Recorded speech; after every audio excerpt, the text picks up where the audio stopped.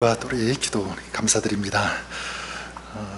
비가 계속 좀 더 많이 왔으면 좋았을 텐데 조금밖에 안 와서 좀 아쉽지만 대신에 여러분 마음 가운데 성령의 단비가 더 많이 내리시기를 바라겠습니다. 우리 교회를 기도해 주시고 또 우리 집사님 기도해 주셨던 것처럼 또 우리 환우들 위해서도 계속 우리 집중적으로 많이 기도해 주시기를 부탁드리겠습니다. 이제 오늘 저희들 함께 나누실 말씀을 보겠는데요. 열왕기하 4장 말씀 우리 11절부터 20절까지 보고 그리고 27절부터 37절 이렇게 두 부분으로 다 읽지 않고 나누어서 우리 봉독하도록 하겠습니다. 4장 11절을 제가 읽고 20절까지 읽고요. 또 27절부터 37절까지 우리 한 절씩 교독하도록 하겠습니다. 하루는 엘리사가 거기에 이르러 그 방에 들어가 누웠더니 자기 사환 게하시에게 이르되 수넴 여인을 불러오라 하니 곧 여인을 부르매 여인이 그 앞에 선지라. 엘리사가 자기 사환에게 이르되 너는 그에게 이르라. 내가 이같이 우리를 위하여 세심한 배려를 하는도다. 내가 너를 위하여 무엇을 하랴. 왕에게나 사령관에게 무슨 구할 것이 있느냐 하니 여인이 이르되 나는 내 백성 중에 거주하나이다 하니라. 이르되 그러면 그를 위하여 무엇을 하여야 할까 하니 게하시가 대답하되 참으로 이 여인은 아들이 없고 그 남편은 늙었나이다 하니 이르되 다시 부르라 하여 부르매 여인이 문에 서니라. 이르되 아내가 하시나 이때쯤 내가 아들을 아니라 하니 여인이 이르되 아니로소이다. 내 주 하나님의 사람이여 당신의 계집종을 속이지 마옵소서 하니라. 여인이 과연 잉태하여 한 해가 지나 이때쯤에 엘리사가 여인에게 말한 대로 아들을 낳았더라. 그 아이가 자라매 하루는 추수꾼들에게 나가서 그의 아버지에게 이르렀더니 그의 아버지에게 이르되 내 머리야 내 머리야 하는지라. 그의 아버지가 사환에게 말하여 그의 어머니에게 데려가라 하매 곧 어머니에게로 데려갔더니 낮까지 어머니의 무릎에 앉아있다가 죽은지라. 엘리사가 게하시를 27절 읽겠습니다. 산에 이르러 하나님의 사람에게 나아가서 그 발을 아는지라. 게하시가 가까이 와서 그를 물리치고자 하매 하나님의 사람이 이르되 가만두라. 그의 영혼이 괴로워하지만은 여호와께서 내게 숨기시고 이르지 아니하셨도다 하니라.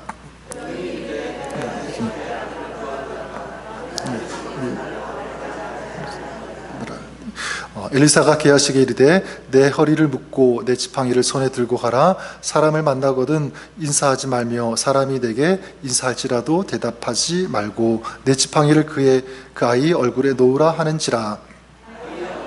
이르되 여호와께서 살아계심과 당신의 영혼이 살아계심을 두고 맹세하노니 내가 당신을 떠나지 아니하리이다. 엘리사가 이에 일어나 여인을 따라가니라. 게하시가 그들보다 앞서 가서 지팡이를 그 아이의 얼굴에 놓았으나 소리도 없고 듣지도 아니하는지라. 돌아와서 엘리사를 맞아 그에게 말하여 아이가 깨지 아니하였나이다 하니라. 엘리사가 집에 돌아가 보니 아이가 죽었는데 자기의 침상에 눕혔는지라. 들어가서는 문을 닫으니 두 사람뿐이라.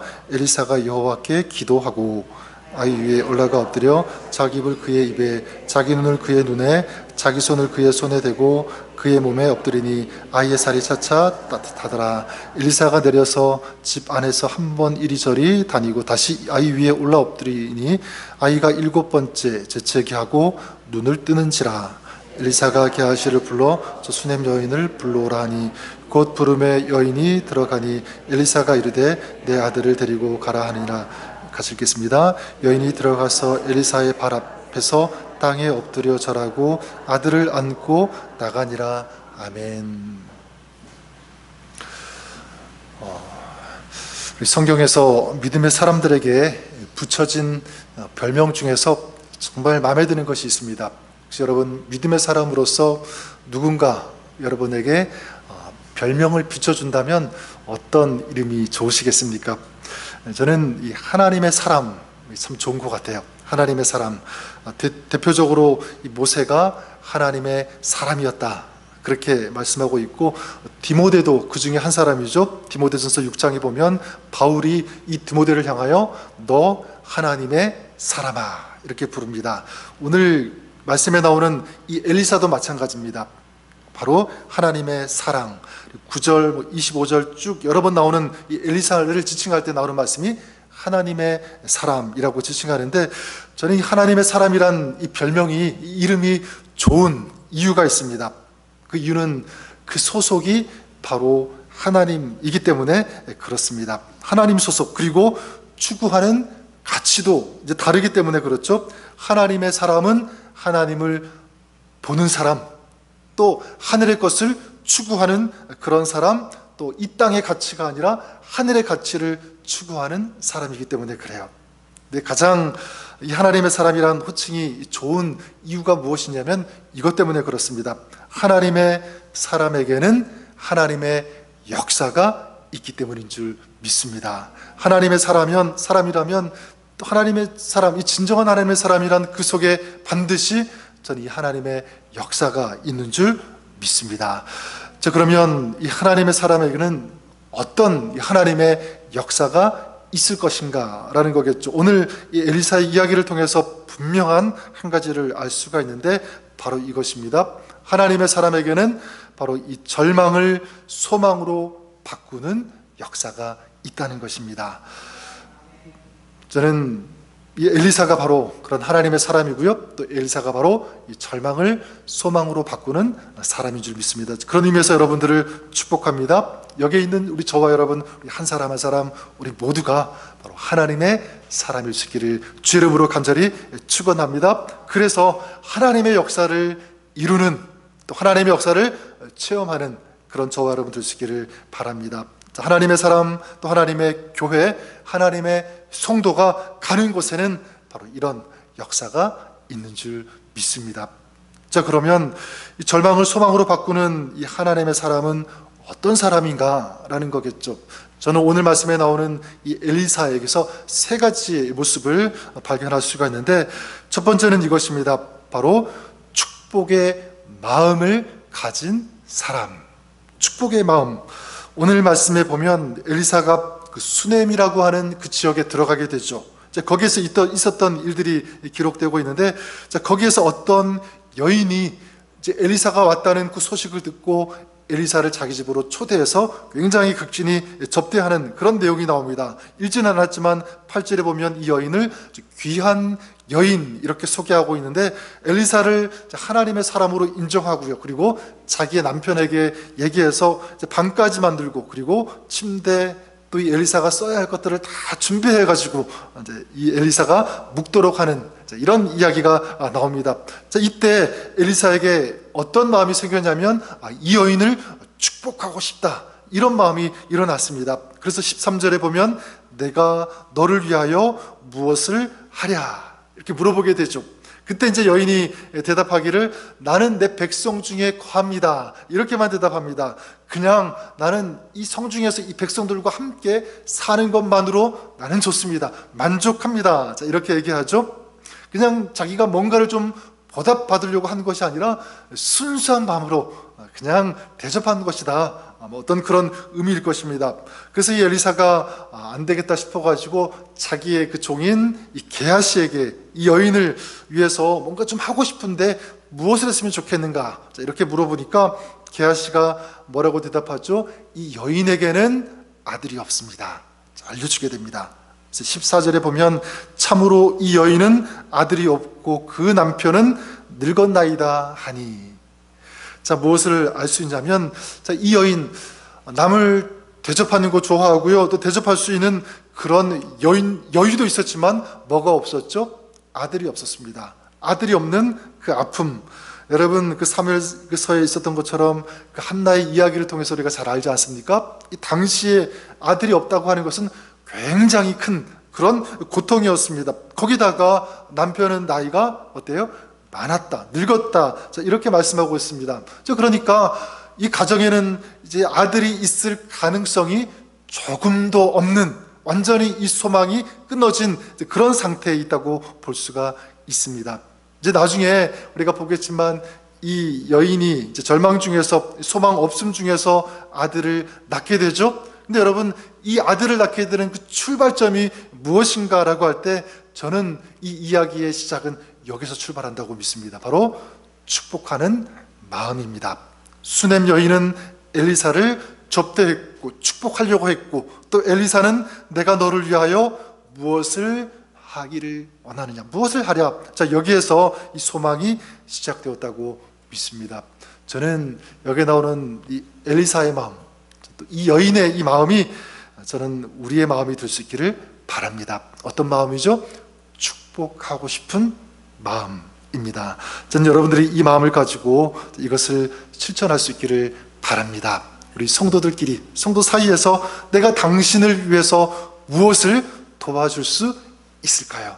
전 이 사람이 진정한 축복의 사람인 줄 믿습니다. 그래서 누가 먼저 인사하기 전에 먼저 다가가서 인사도 하고, 그리고 손도 잡아주고, 그렇다고 뭐 남자가 여자 손 잡는 거 아닙니다.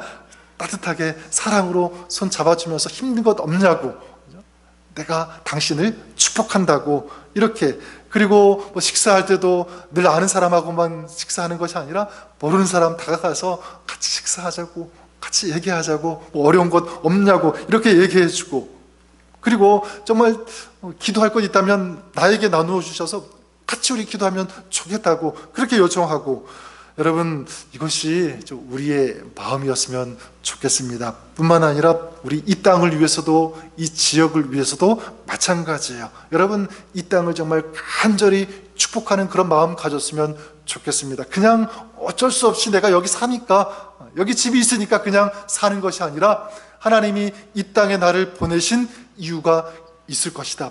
이 땅이 축복의 땅 되라고, 영적인 그런 은혜가 넘치는 땅이 되라고 나를 이 땅에 보내셨다, 이곳에 살게 하셨다라는 그런 열린 마음을 가지고 이 땅, 이 지역을 바라보시면서 기도하시는, 축복하시는 그런 여러분 되시기를 바랍니다. 그렇다면 여러분 이 땅이 정말 소망의 땅, 축복의 땅이 되는 줄 믿습니다. 누구를 통하여? 이런 축복의 마음을 가진 사람을 통해서 우리 하나님께서 역사하실 것을 믿습니다. 또한 이 절망을 소망으로 바꾸는 사람은 어떤 사람이냐면 믿음으로 신앙에 도전을 하는 사람, 이렇게 말씀드리고 싶어요. 믿음으로 신앙에 도전을 하는 사람. 우리 오늘 말씀 16절 말씀 우리 같이 한번 읽도록 하겠습니다. 16절 말씀, 네, 우리 같이 읽을까요? 시작. 자, 엘리사가 이르되 한 해가 지나 이때쯤에 내가 아들을 안으리라 하니 여인이 이르되 아니로소이다. 내 주 하나님의 사람이여 당신의 계집종을 속이지 마옵소서 하니라. 자, 수넴 여인에게 아들이 없고 남편은 늙었다는 이야기를 들은 엘리사가 이 수넴 여인에게 뭐라고 얘기하죠? 한 해가 지나서 이때쯤에 내가 아들을 낳으리라.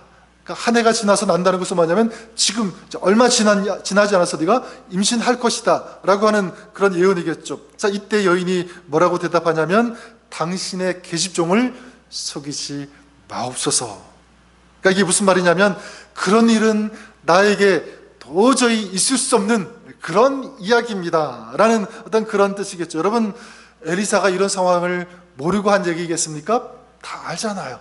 지금까지 이 여인에게 아기가 없었고 남편도 늙었다고 하니까 지금 이 가정에는 아들이 생길 수 있는 가능성이 조금도 없는 이런 상황이라는 것 엘리사도 너무나 잘 알았을 것입니다. 자, 그런데 뭐라고 얘기하면 한 해가 지나서 아들을 보게 될 것이다 라고 얘기하는 거예요. 여러분 저는 이것이 뭐냐면 신앙의 도전이라고 믿습니다. 신앙의 도전. 지금까지 아들이 없었고 남편도 나이가 많아서 안 된다라고 하는 이 절망의 논리, 그리고 이 절망의 이 흐름을 끊어버리는 것, 저는 이것이 신앙의 도전이라고 믿습니다. 여러분 절망도 나름대로 이 논리가 있고요, 그리고 흐름이 있습니다. 이 절망이라는 것을 그냥 방치하고 그냥 두면 이게 어떻게 흘러가냐면 무의미한 인생, 그리고 무가치한 그런 인생, 그리고 허무로 끝날 수밖에 없는 이런 흐름, 이런 논리로 갈 수밖에 없다는 것입니다. 자, 그러므로 이것이 축복으로 바뀌려면 어떻게 해야 되는가? 저는 도전이 필요하다고 믿습니다. 도전. 여러분 이 흐름과 이 논리를 끊고 바꿀 수 있는 그 도전이 있어야 된다. 지금 이 도전을 누가 했습니까? 엘리사가 한 거예요. 자, 그러면 엘리사는 이렇게 엄청난 이 도전을 어떻게 할 수 있었을까? 아까 처음에 말씀드렸죠? 바로 엘리사가 하나님의 사람이었기 때문에. 여러분 하나님의 사람은 하나님을 바라보는 사람인 줄 믿습니다. 하나님의 사람은 하나님을 신뢰하는 사람, 그리고 하나님의 사람은 나는 못하지만 하나님께서는 하실 수 있다는 이 믿음이 있는 사람, 바로 이것이 바로 하나님의 사람이고요. 그렇기 때문에 이 하나님의 능력을 의지해서 또 하나님의 이 이름을 가지고 선포할 수 있는 그런 사람, 바로 이 사람이 하나님의 사람인 줄 믿습니다. 지금 이 엘리사가 바로 이 믿음을 가지고 선포하고 있는 거죠. 여러분, 사도행전 3장에 보면 베드로가 나면서부터 걷지 못했던 그런 사람, 그래서 또 성전 문 앞에서 지금 구걸을 하면서 앉아서 있는 그런 사람을 향해서 다가가서 뭐라고 외치죠? 은과 금은 내게 없지만 내게 있는 것으로 너에게 주니 곧 나사렛 예수 그리스도의 이름으로 어떻게 하라? 일어나 걸으라. 여러분, 은과 금은 내게 없지만 이건 무슨 의미냐면 나는 부족하고 나는 연약하지만 있는 것보다 없는 것이 더 많은 그런 존재이지만 우리 하나님은, 우리 주님은 그렇지 않다. 하나님은 너를 분명히 일으키실 수 있는 그 능력이 있으신 분이다. 나는 그렇기 때문에 내 이름으로 내가 가진 것으로 너에게 선포하는 것이 아니라 바로 예수 그리스도의 그 이름으로 너에게 선포한다 라고 도전한 거죠. 여러분, 혹시 여러분 가운데 또 살아가면서 이건 도저히 안 될 거야, 이건 불가능한 일이야 라고 생각되는 그런 일들 있지 않습니까? 여러분, 그럴 때마다 나는 못해도, 나는 한계가 있어도 하나님은 모든 것을 하실 수 있다는 믿음을 가지시는 여러분 될 수 있기를 주님의 이름으로 간절히 축원합니다. 이 여인의 인생에는 어떤 도장, 어떤 딱지가 딱 붙어 있었냐면 불가능, 다른 거는 몰라도 적어도 아이를 낳는다는 그 부분에 있어서만큼은 불가능이라고 하는 이 딱지가 붙어 있었을 거예요. 그런데 여러분, 바로 예수 그리스도의 그 이름으로, 하나님의 능력으로 어떻게 됩니까? 이 엘리사는 그 딱지를 떼어놓고 뭐를 붙이는 거죠? 아니다, 너는 아들이 있을 것이다 라는 이 도장, 이 사인을 붙여준 것입니다. 여러분, 우리도 마찬가지입니다. 주님의 능력으로는 여러분, 우리가 살아날 수 있고 우리가 고침을 받을 수 있고 도저히 바뀔 수 없을 것 같은 그런 상황도 바뀔 수 있는 이런 은혜의 역사가 우리들에게 일어나는 줄 믿습니다. 그런 의미에서 여러분, 자기 자신을 향하여 좀 여러분들이 마음껏 축복했으면 좋겠습니다. 나는 하나님의 사람이다. 그렇기 때문에 나는 하나님께서 책임지시고 하나님께서 내 인생을 이끌어 가실 것이다. 나는 내가 사는 것이 아니라 내 안에 계시는 우리 주님이 사는 그런 인생이다. 이것을 여러분 항상 매일 선포하십시오. 그리고 우리 가족과 자녀들을 위해서도 축복의 도전을 하십시오. 너는 안 돼, 이런 말이 아니라 당신은, 그리고 너는, 너희들은 할 수 있어. 왜냐하면 하나님의 사람이니까, 또 하나님께서 지켜주실 것이니까. 여러분, 이런 축복의 도전을 하시고 우리 교회를 위해서도 여러분 그런 축복의 도전을 하십시오. 그리고 기도해 주십시오. 우리가 살고 있는 이 땅, 하나님 복음의 땅 되게 하여 주시옵소서. 기도할 뿐만 아니라 선포하는 거죠. 이 땅은 믿음의 땅, 복음의 땅 될 것이다. 그리고 우리 교회가 그런 복음의 땅, 축복의 땅이 되기 위해서 우리 교회가 쓰임 받을 것이다. 우리 모든 속한 성도들이 그런 사람 될 것이다. 이런 믿음의 선포를 하시는 그런 여러분 될 수 있기를 바랍니다. 그런 축복의 선포, 믿음의 선포를 할 때 우리 하나님께서 그 기도대로, 그 선포대로 반드시 이루어 주실 것이라고 믿습니다. 한 가지 더 말씀 보면, 이 절망을 소망으로 바꾸는 사람은 어떤 사람이냐면, 그래요, 기도에 자기 자신을 던지는 사람, 이렇게 표현하고 싶어요. 기도에 자기 자신을 던지는 사람. 자, 이 엘리사에게 호의를 베풀었던 여인에게 아들이 생겼는데, 그런데 문제가 생겼습니다. 그냥 단순한 문제라기보다는 엄청난 굉장한 비극, 절망스러운 일이라고 하는 것이 더 맞을 것 같아요. 자, 그게 무슨 일이냐면, 이 수넴 여인의 아들이 어떻게 됐죠? 죽었습니다. 갑자기. 우리 18절부터 20절 말씀 다시 볼까요? 18절부터 20절까지 한번 읽겠습니다. 그 아이가 자라매 하루는 추수꾼들에게 나가서 그의 아버지에게 이르렀더니 그의 아버지에게 이르되 내 머리야 내 머리야 하는지라 그의 아버지가 사환에게 말하여 그의 어머니에게로 데려가라 하며 곧 어머니에게로 데려갔더니 낮까지 어머니의 무릎에 앉아 있다가 죽은지라. 아이가 갑자기 내 머리야 내 머리야, 머리가 아프다고 호소를 하게 되죠. 자, 이것을 보고 아버지는 그 아이를 어머니에게 들어가라, 자, 이렇게 얘기했고, 이 아이는 어머니의 무릎 위에 앉아 있다가 죽었다, 이렇게 말씀하고 있습니다. 하나밖에 없는 그 아들인데, 그렇죠? 근데 이 아이가 자기 무릎에 앉아서 죽어가고 있는 것입니다. 죽었습니다. 여러분, 이 아이를 보고 있는 이 엄마의 마음이 얼마나 어떻겠습니까? 굉장히 고통스러웠겠죠. 저는 여기 이 아이가 내 머리야 내 머리야 라고 하는 이 절규를 생각하는데 이 소리가 계속 제 마음을 때렸습니다. 왜냐하면 이런 아픔, 이런 고통을 호소하고 있는 분들이 우리 주변에 있기 때문에 그래요.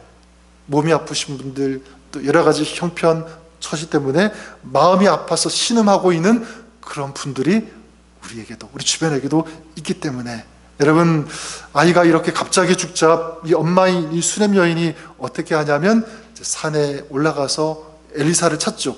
그리고 결론적으로 우리가 아는 읽은 바와 같이 엘리사가 이 죽은 그 아들을 살리게 되는데, 정확하게 표현하면 엘리사가 이 아이를 살린 것이 아니라 하나님께서 이 엘리사를 통해서 이 아이를 살려주셨다고 믿습니다.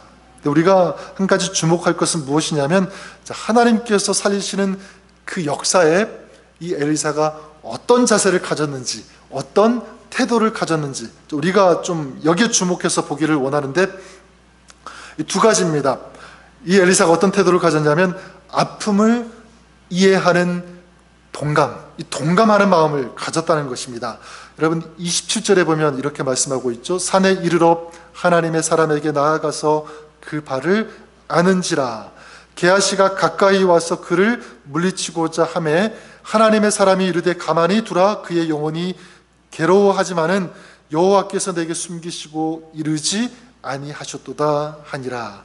여러분, 수넴 여인이 이제 엘리사를 보자마자 어떻게 하죠? 가자마자 엘리사의 발을 확 안았다, 이렇게 말씀하고 있습니다. 아무 말도 하지 않고 그냥 가자마자 발을 안았다고 하는 이 모습에서 여러분 무엇이 느껴지십니까? 굉장한 절박함이죠. 아무 말도 하지 못하고 그냥 절박하게 간절히 이 도움을 호소하고 요청하고 있는 이 엄마의 마음이 이 발을 안고 있는 이 엄마의 모습에 다 좀 녹아져 있다고 생각해요. 자, 그때 이 게하시가 어떻게 하냐면 여인에게 와서 냉정하게 물리치고 있습니다. 이게 뭐 하는 짓이냐, 빨리 떨어져라, 아마 이런 마음이었을 거예요. 자, 이에 반해서 엘리사는 어떻게 합니까? 그대로 두어라. 이 여인의 영혼이 너무나 큰 괴로움 가운데 있는 것 같구나. 자, 이 여인의 마음을 어떻게 합니까? 이해하려고 하죠. 그리고 동감하려고 합니다. 여러분, 저는 이런 엘리사를 보면서 제 자신을 다시 한번 돌아보았어요. 이런 상황에서 누군가 도움을 요청할 때, 기도를 부탁할 때 나는 어떤가? 혹시라도 이 게하시와 같은 그런 마음 가질 때가 없는가? 여러분, 한번 생각해 보세요. 나는 어떤 마음인지. 여러분, 우리의 마음이 엘리사와 같기를 바랍니다. 이해하고 동감하고 그의 아픔을 알아주는 이런 마음이 여러분 우리의 마음이 될 수 있기를 바랍니다. 또한 이 둘째로 엘리사가 가졌던 이 자세는 뭐냐면 간절함이에요. 간절함. 우리 31절 말씀을 우리 같이 한번 읽도록 하겠습니다. 31절. 자, 시작. 자, 게하시가 그들보다 앞서가서 지팡이를 그 아이의 얼굴에 놓았으나 소리도 없고 듣지도 아니하는지라 돌아와서 엘리사를 맞아 그에게 말하여 아이가 깨지 아니하였다 하니라. 자, 게하시는 어떻게 합니까? 엘리사가 준 지팡이를 가지고 어떻게 하죠? 그냥 아이의 얼굴에 놓았습니다. 그냥 이 지팡이를 가지고 그냥 아이의 그 몸의 얼굴에 툭 던지는 어떤 그런 행동이었을 것입니다. 그리고 엘리사에게 찾아가서 뭐라고 합니까? 내가 가서 이 지팡이를 이 아이의 몸에 올렸더니 아무런 일도 일어나지 않았다. 아이가 깨지 않았다. 자, 이렇게 하죠. 그냥 대충 아무 성의 없이 행했으니까 여러분 당연히 이런 일, 아이가 일어나지 않았겠죠. 여기에 반해서 엘리사가 보여주는 이 모습은 굉장히 도전이 되고요, 너무나 아름답습니다. 우리 33절 그리고 34절 우리 같이 한번 읽도록 하겠습니다. 34, 34절. 자, 시작. 자, 들어가서는 문을 닫으니 두 사람뿐이라. 엘리사가 여호와께 기도하고 아이 위에 올라 엎드려 자기 입을 그의 입에, 자기 눈을 그의 눈에, 자기 손을 그의 손에 대고 그의 목에 엎드리니 아이의 살이 차차 따뜻하더라. 아멘. 여러분, 여기 보니까 엘리사에게서 이 게하시와 결정적으로 다른 모습이 있습니다. 바로 이것입니다. 엘리사가 여호와께 기도하고, 이것입니다. 앞서 이 게하시는 어떻게 했죠? 기도했다는 얘기 없고 그냥 지팡이를 그의 아이의 몸에 올려놓았다. 자, 이렇게 했는데 엘리사는 어떻게 합니까? 하나님께 기도한 거예요. 여러분, 엘리사는 알았습니다. 지금 이 여인에게 있는, 또 여인이 처한 이 절망의 상황을 끊을 수 있는 유일한 대안은 누구에게 있다? 하나님께만 있다는 사실을 알았습니다.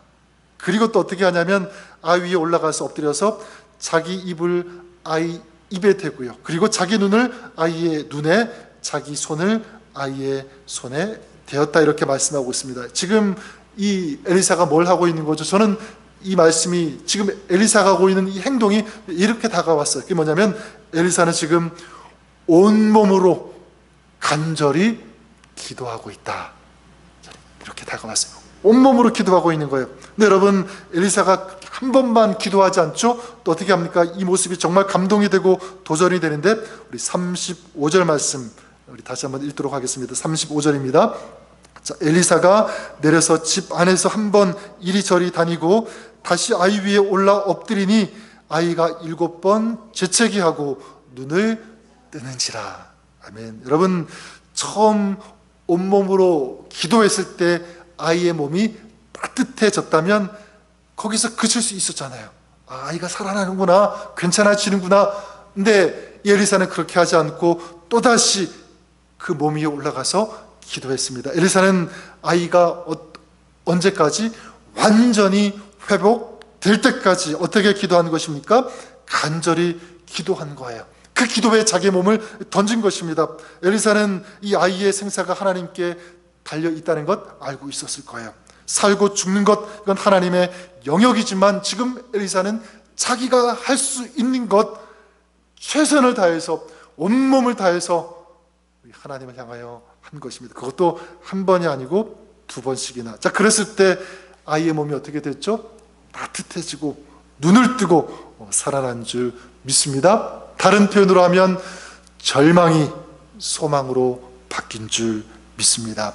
여러분, 죽었던 이 나사로가 살아서 무덤을 열고 걸어서 나왔던 것처럼, 그리고 초상집이, 이 잔치집이 된 것처럼 지금 이 여인의 집이 그렇게 된 거죠. 저는 지금 오늘날도 이런 기적이 일어나야만 한다고 말하는 것 아니에요. 여러분, 똑같은 일 일어나지 않을 수 있습니다. 물론 일어날 수 있지만 일어나지 않을 수 있다. 그러나 한 가지 분명한 것은 무엇이냐면 우리에게, 또 우리 주변에 덮쳐온 절망을 그냥 무력하게 가만히 보고 있어서는 안 된다라는 것입니다. 그냥 이 절망의 논리에 넘어가서 실망하고 포기하고 그래서 비난하고 원망하는 것 절대로 안 된다. 이런 절망을 소망으로 바꾸기 위해서 자기의 몸을 던질 수 있어야 된다. 기도에 자기의 모든 것을 걸 수 있는 그런 사람이 되어야 된다. 저는 이것이 중요한 줄 믿습니다. 여러분, 하나님께 간절히 부르짖으면서 그렇게 나아갈 때 결론이 어떻게 되었죠? 절망이 소망으로 바뀌게 된 줄 믿습니다. 우리 사랑하는 성도 여러분, 저는 여러분들이 이렇게 이 엘리사가 그랬던 것처럼 이 절망을 소망으로 바꿀 수 있는 이런 믿음의 사람, 그리고 하나님의 사람으로 살 수 있기를 바랍니다. 여러분, 오늘 여러분이 속한 가정 속에서, 또 다락방 속에서, 아니면 여러분 살아가는 그 이야기들 속에서 또 만나는 그런 사람들 속에서 또 우리 교회 속에서 여러분 혹시라도 이런 절망이 보인다면 저는 여러분들이 도전하시기를 바랍니다. 기도하시고 선포하시고 그리고 내가 할 수 있는 만큼 최선을 다해서 온몸을 던져서 엘리사가 기도했던 것처럼 우리도 그렇게 기도할 때, 우리가 그렇게 주님 앞에 간절히 나아갈 때, 또 선포할 때 우리 주변에 일어나는 또 만나는 그런 절망의 이야기들이 소망의 이야기로 바뀌어지는 놀라운 역사가 우리에게도 일어날 수 있음을 저는 믿습니다. 우리 하나님의 사람에게는 하나님의 역사가 일어난다. 우리가 이것을 믿고 나아가고 선포한다면 여러분 우리 주변에 이런 하나님께서 이루시고 행하시는 놀라운 이런 회복의 역사 일어나는 줄 믿습니다. 오늘 이 시대 여러분 우리 또 살아가는 모든 삶의 이야기 속에서 이렇게 하나님께서 행하시는 또 하나님께서 이루시는 일을 체험하며 경험하는 이런 하나님의 사람의 축복이 있는 그런 여러분 우리 모두가 될 수 있기를 우리 주님의 이름으로 간절히 축원합니다. 기도하겠습니다. 살아계신 하나님 아버지, 엘리사가 하나님의 사람으로 그 인생 가운데 하나님께서 이루시는 또 하나님께서 살리시는 이런 하나님의 역사가 있었던 것처럼 이제 하나님의 사람으로 살아가는 저희들의 삶에도 주님께서 이루시는 주님의 역사 있기를 간절히 원합니다. 특별히 이 절망을 소망으로 바꾸는 하나님 이런 주님의 역사 우리에게도 허락하여 주시옵소서. 아멘. 예수님의 이름으로 기도드립니다. 아멘.